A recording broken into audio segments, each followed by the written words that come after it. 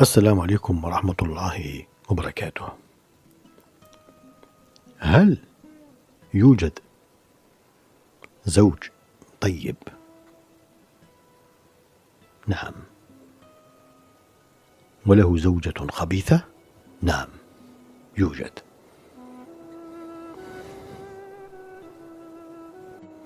هل الله ظلمه؟ لا، أكيد لا، لأن المعادلة تقول: الخبيثات للخبيثين والخبيثون للخبيثات والطيبات للطيبين والطيبون للطيبات أولئك مبرؤون مما يقولون لهم مغفرة ورزق كريم.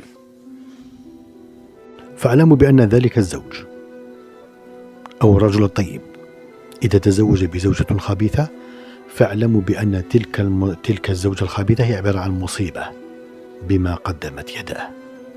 نعم، مصيبة بما قدمت يداه. نعم، ليس المعنى بأنه قلنا طيب وليس خبيث.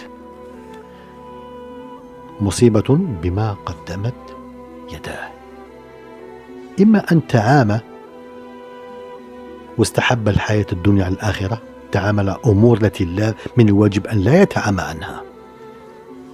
المثيل حسب مثال، تلك الزوجة يعلم بأنها متخذة أخدان، يعلم بأنها مسافحة، يعلم بأنها كذا وكذا وكذا وتعامى عن هذا الأمر. إذن هذه عبارة عن مصيبة بما قدمت يداه.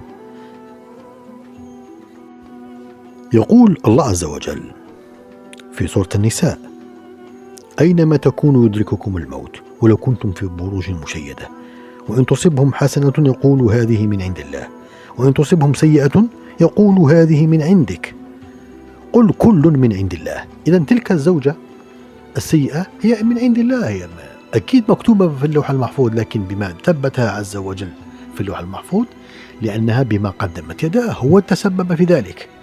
إذن هي من عند الله، ولا نقول بأنها ليس من عند الله. يعني إذن هذا الأمر موجود في اللوح المحفوظ. لكن تابعوا معي: فما لهؤلاء القوم لا يكادون يفقهون حديثا ما أصابك من حسنة فمن الله وما أصابك من سيئة فمن نفسك. إذن كل ما يصيب إنسان سيئة فمن نفسه. وأرسلناك للناس رسولا وكفى بالله شهيدا. إذن تلك الزوجة السيئة يعني الخبيثة، يعني المصيبة بما قدمت يديه، كما قلنا هي من عند الله، لكن هذا من أمر التوحيد. هي من عند الله لكن هي بما قدمت يداه، إذن هو السبب فيها.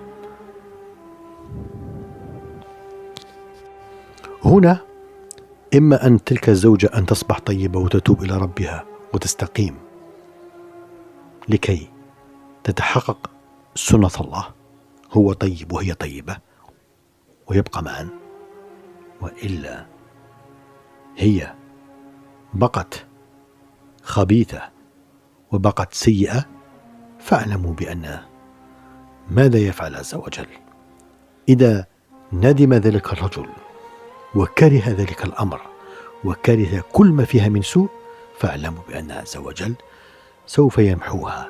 يمحو الله ما يشاء ويثبت وعندهم الكتاب. إذن يمحوها، لأن كما قلنا سنة الله ماذا تقول؟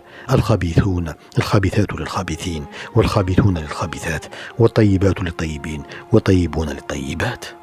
نعم. السلام عليكم ورحمة الله وبركاته.